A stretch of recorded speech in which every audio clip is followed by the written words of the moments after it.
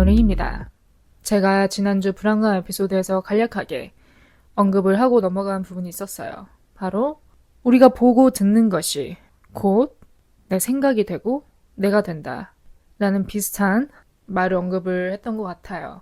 요즘 들어 더더욱 절실히 느끼는 부분입니다. 사실 요즘 제가 좀 고치려고 하는 습관, 정말 좀 바꾸고 싶은 습관 중 하나가 이 핸드폰, 인터넷, 인터넷이라 한다면 인스타그램, 우리가 보는 인스타그램 릴스, 유튜브, 기사 등등 이런 엔터테인먼트 컨텐츠와의 좀 건강한 관계가 좀 적당히 소비하는 습관을 길들이고 싶더라고요. 그럴 필요성을 느낍니다.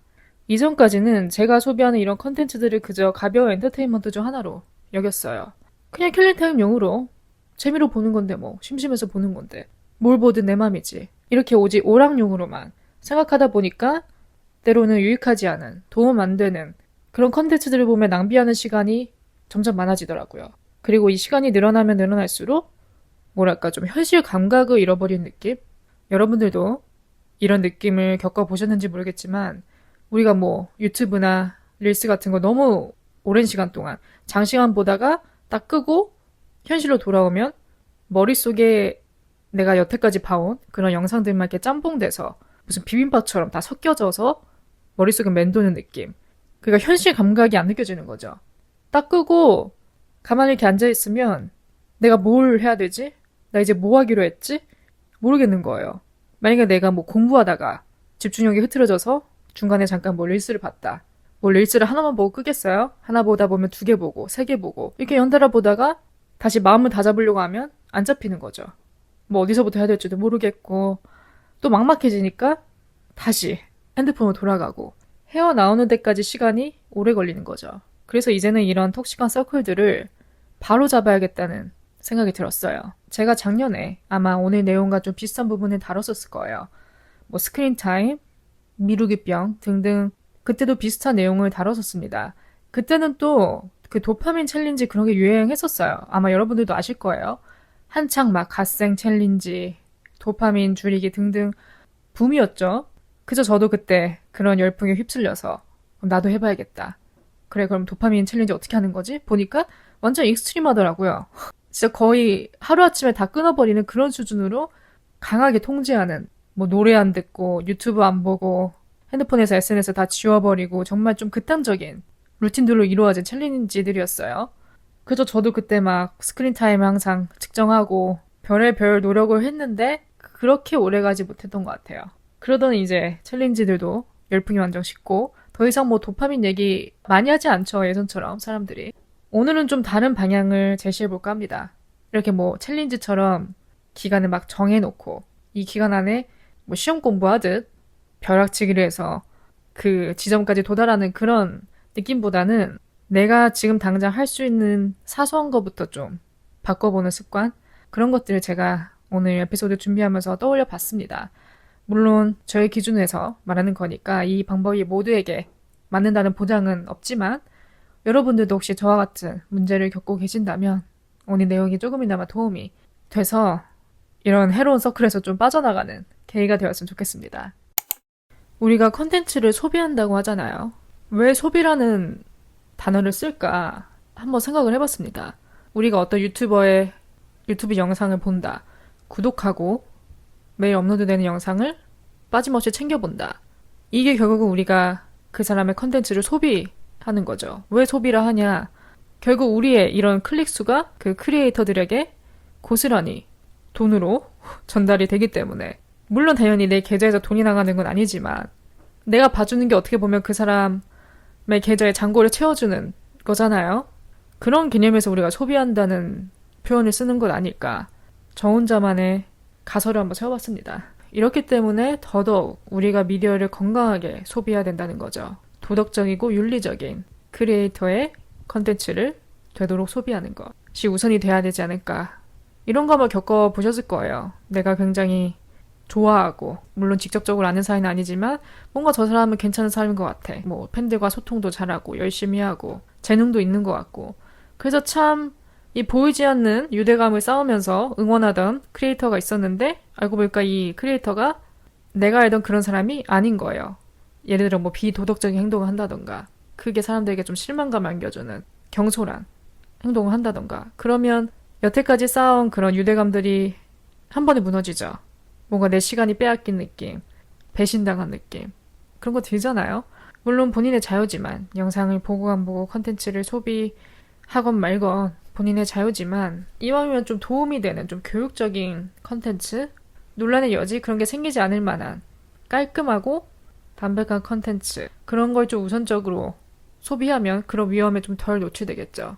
더불어 윤리적이지 못한 비도덕적인 행동을 일삼거나 그런 비슷한 논란이 생기는 사람의 컨텐츠는 되도록 좀 자제한다던가 물론 시청자 입장에서는 겉으로 보이는 게 전부니까 이렇게 알 길이 없지만 그래도 그렇게 겉으로 드러나는 부분 중에서 좀 약간 삐끗거리는 그런 부분이 있다 하면은 최대한 그런 컨텐츠는 좀 멀리하고 딱히 유익하지 않은 내용임을 알면서도 오직 그런 재미와 흥미를 채우는 데에만 혈안이 돼서 컨텐츠를 소비하기보다는 좀 이렇게 필터링 할 필요가 있다는 거죠.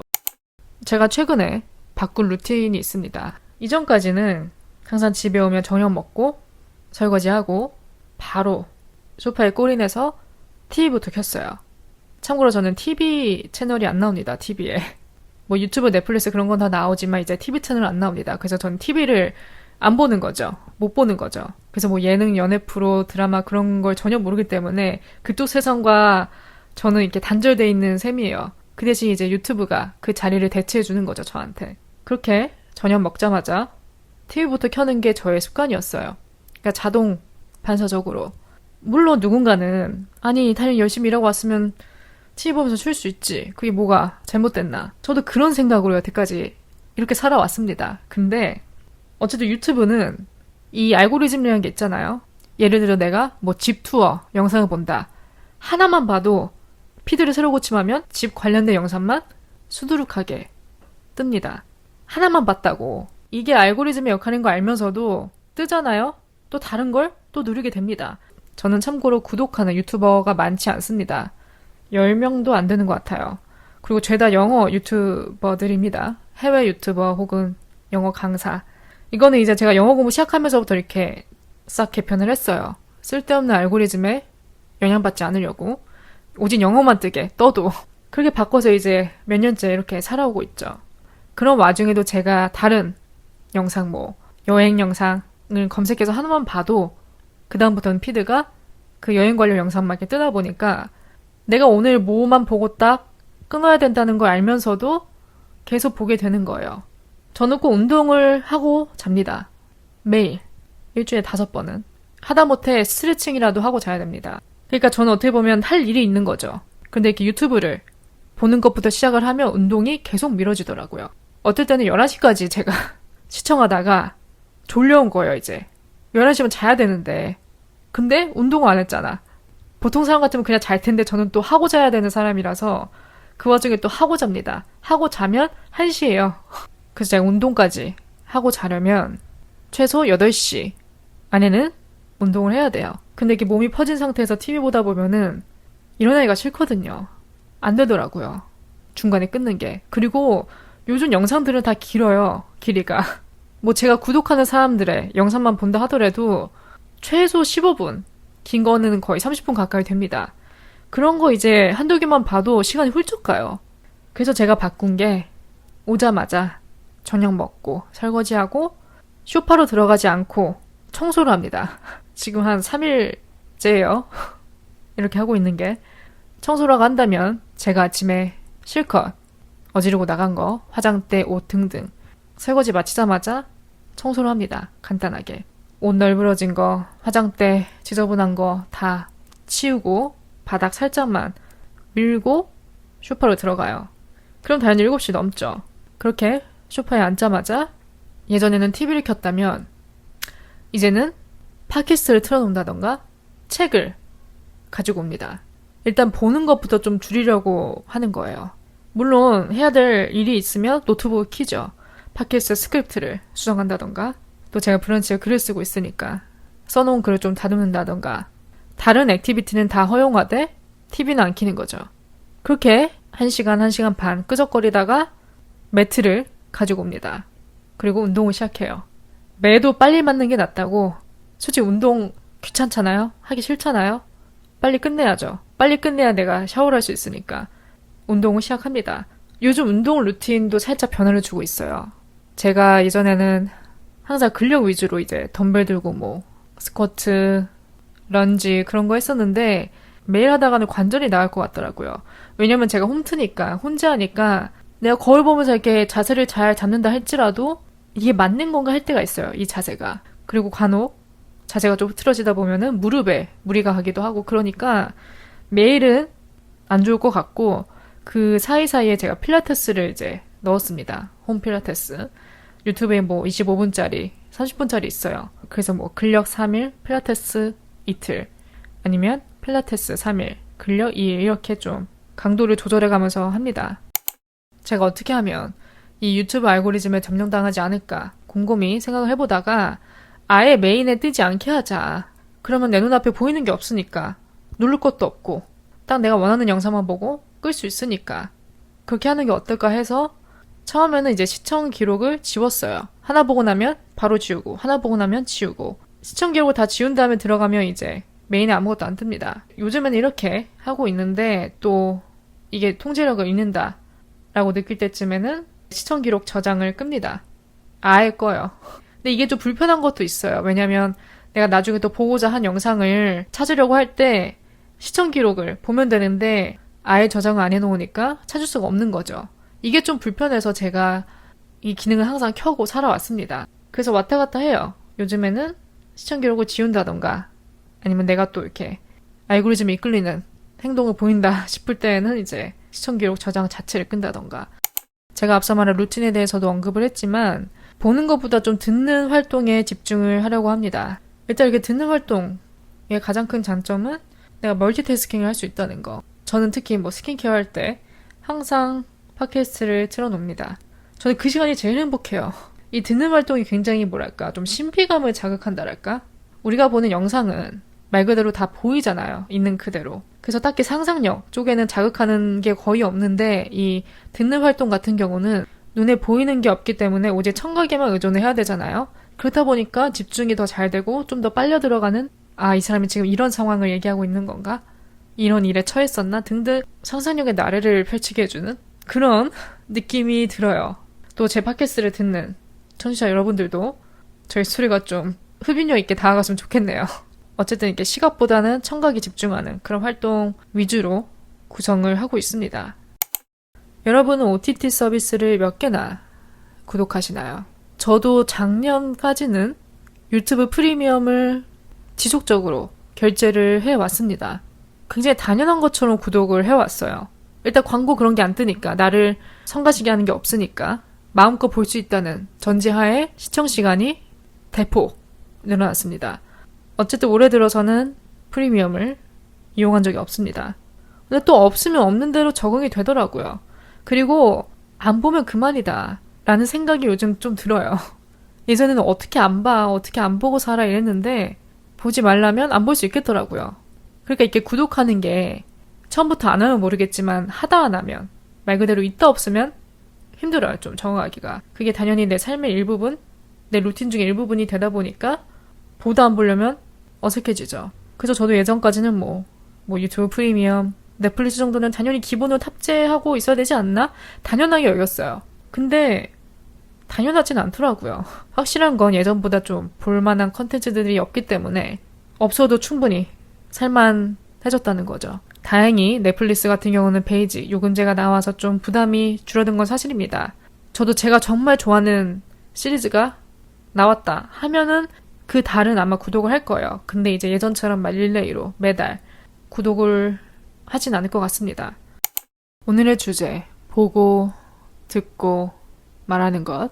보는 활동 중에서 빼놓을 수 없는 게 또 책이죠. 앞서 말씀드렸듯이 TV 대신 이 자리를 좀 독서 활동으로 메꾸려고 노력을 하고 있습니다. 여러분들은 어떤 장르의 책을 주로 읽으시나요? 독서는 선택의 폭이 넓다는 게 가장 큰 장점이지 않을까 싶어요. 언제든 자기가 원하는 분야의 책만 쏙 골라서 볼 수 있으니까. 저는 독서 자체는 무효하다고 생각합니다.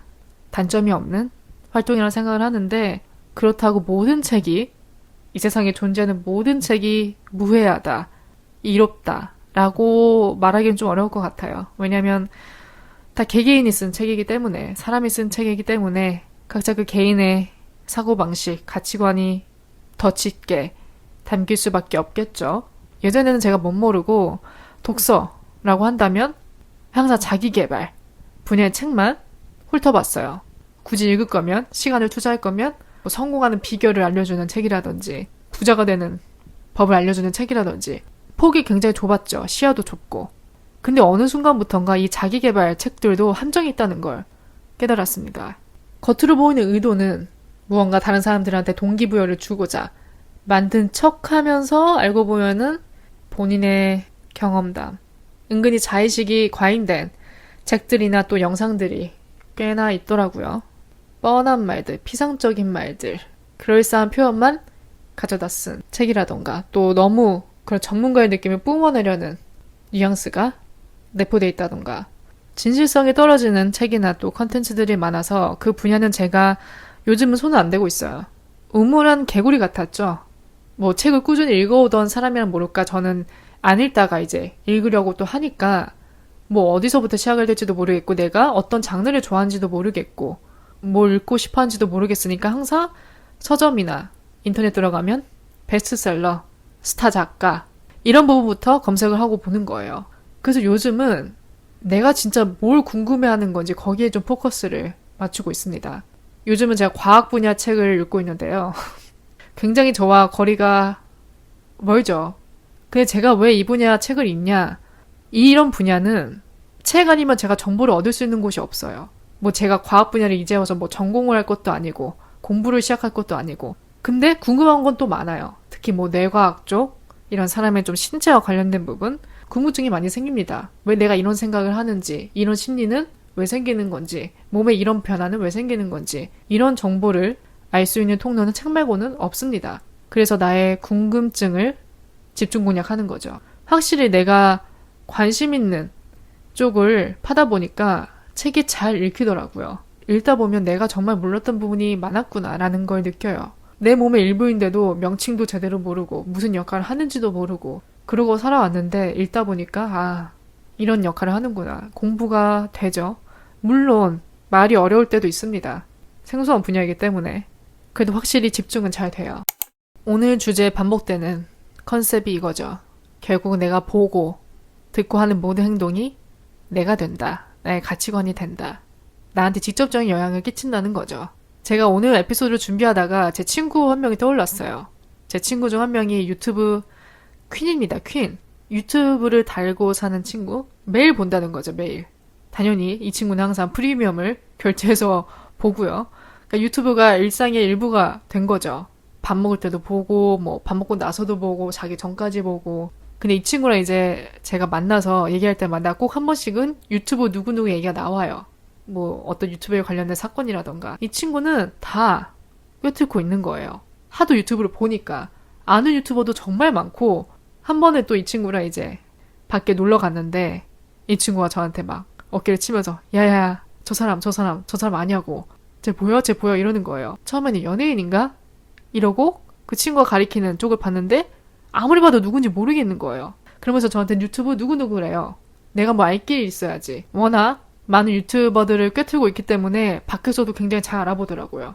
근데 그 친구가 말할 때마다 저는 항상 누군지 모르고 그런 경험을 항상 겪습니다. 그래서 이 친구를 보다 느낀 게 아 정말 보는 게 중요하구나.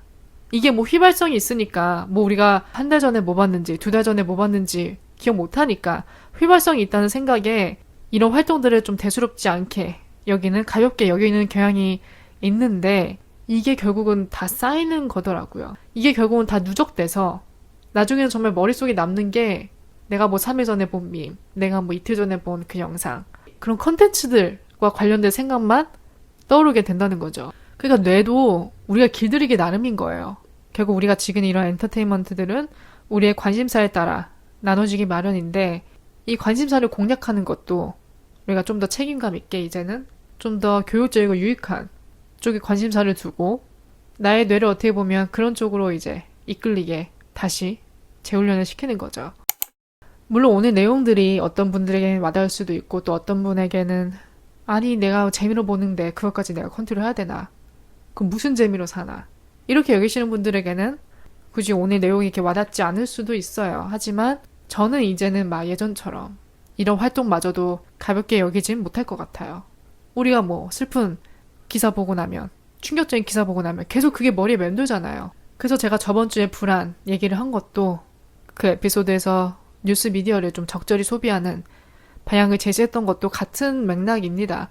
부정적인 뉴스에 한번 이렇게 노출되다 보면 계속 끌리듯 그러면 안 되는 거 알면서도 계속 보게 되는 것처럼 우리가 소비하는 이런 컨텐츠들도 과도하게 소비하다 보면 나의 이런 생각도 장악되는 거죠. 그래서 우리가 마냥 가볍게만 여길 수 없겠다라는 좀 경각심을 일깨우고자 오늘 에피소드를 좀 정리를 해봤습니다. 또 여러분들도 다른 의견이 있으시다면 남겨주셔도 좋고요.